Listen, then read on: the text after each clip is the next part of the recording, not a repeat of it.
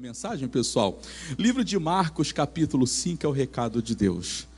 Em nome de Jesus. Muito bem, já dei aqui a metade dos recados. Você que está em casa agora, essa palavra é uma sequência de mensagens que eu tenho dado a respeito do odre. Você que está em casa, esse programa é gravado. Estamos aqui no culto da noite, aqui em Rio Branco, no Acre, no domingo à noite, que hoje fez um frio muito pesado para muitos, mas o povo veio, graças a Deus, e veio para ser abençoado. E eu estou falando sobre odre, que todos nós somos um odre diante de Deus. Jesus disse que não se pode colocar vinho novo no odre velho, pessoal. Jesus, ele tem um vinho novo para nos dar. O que é o vinho novo? O entendimento, a revelação, a palavra, a visão, o discernimento. E às vezes somos um odre velho, o coração, o pensamento, as atitudes, e isso faz com que a pessoa ela não consiga viver o novo de Deus. A Bíblia chega a dizer que as coisas que o olho não viu, que o ouvido ainda não ouviu, que não subiu ao coração do homem, é o que Deus tem para te dar. Em outras palavras, o que Deus tem para dar para todos vocês é muito mais, muito maior do que você já conseguiu até hoje. O plano de Deus é tão perfeito que ele disse em João 10:10, eu vim para que tenham vida, e a vida com abundância. No plano de Deus você será bem sucedido nesta vida, mas no plano de Deus você será bem sucedido também no céu. Quando você partir, você vai morar com Deus. Deus nunca planejou algo pela metade. Na oração do Pai Nosso ele disse, Pai, seja feita a vossa vontade, aqui na terra como nos céus. Em outras palavras, se você for bem sucedido nesta vida, mas se você morrer e perder a tua salvação, você frustrou o plano de Deus. Ao contrário também, se você viver uma vida miserável, mas crer em Deus e for para o céu, você também frustrou o plano de Deus. Porque a vontade de Deus ela é completa. Ele não quer só te levar para o céu, que já é a maior bênção. O maior milagre é a nossa salvação. De que adianta, diz a Bíblia, ao homem ganhar o mundo todo e perder a sua alma? O maior milagre é a tua salvação. Mas Deus está falando para nós que se você for salvo, mas se você viver uma vida miserável aqui na terra, de que valeu? De que adiantou? E ao contrário também. Então a obra que Deus quer fazer na sua vida, ela tem que ser plena e ela tem que ser completa.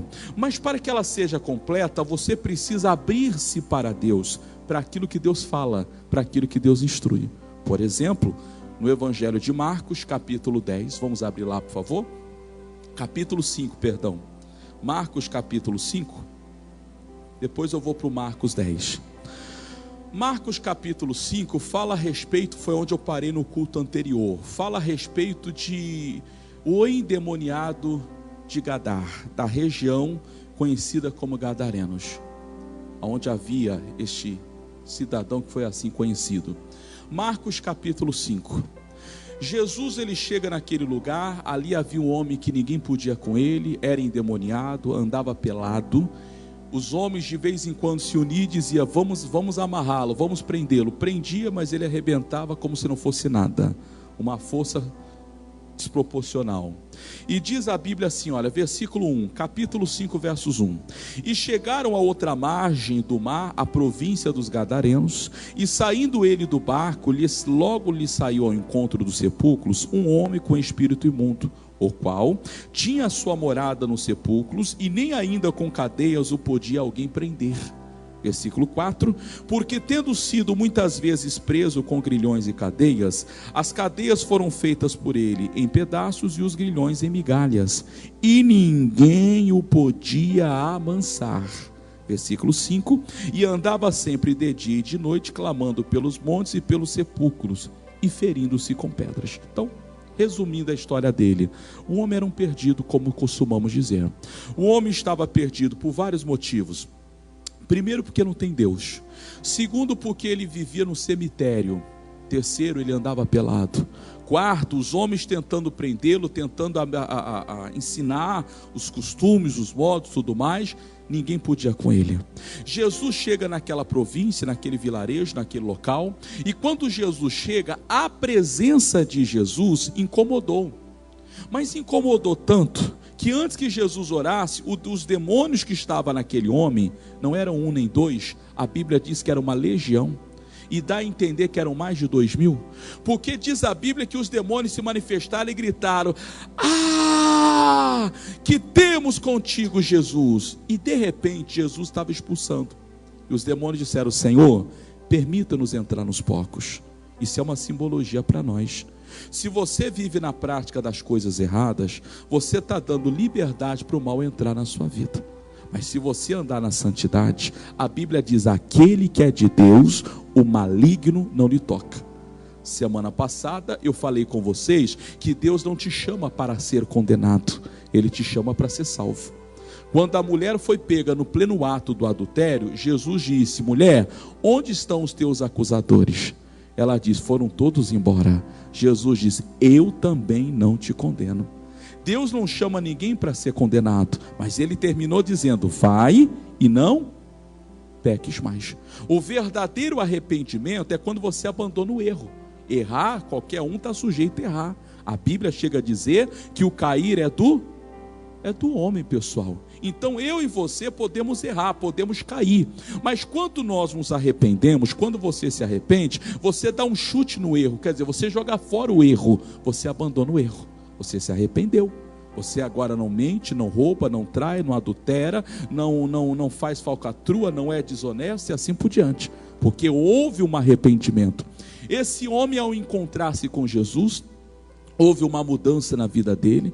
Ele agora se torna um homem de bem, um homem de paz. Só que Jesus, ao permitir que os demônios saíssem dele e entrasse naquele grupo, naquela manada de porcos, e os porcos não aguentando a presença dos demônios, diz a Bíblia que se precipitaram e caíram no alto do penhasco no mar e morreram afogados. Versículo de número 15, por favor. Marcos 5,15. Diz assim, irmãos, capítulo 5, versos 15. E foram ter com Jesus, e viram o endemoniado, o que tivera legião, assentado, vestido e em perfeito juízo, e temeram. Aqui seria o suficiente. Quando você olha a obra que Jesus faz, é lindo, pessoal, é de causar temor. Quem sabe alguns de vocês aqui são testemunhas vivas.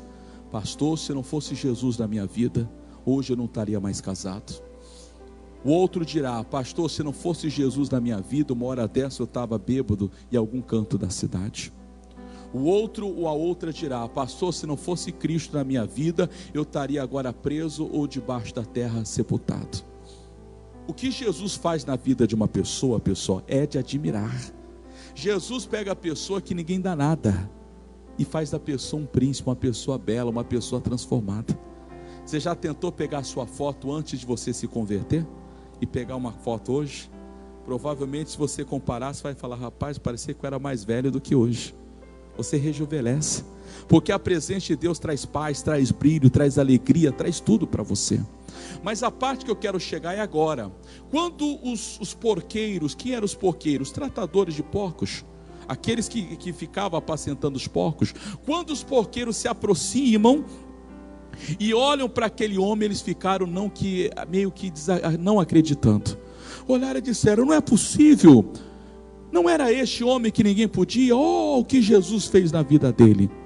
Em seguida, eles olharam do lado e perguntaram: cadê os porcos?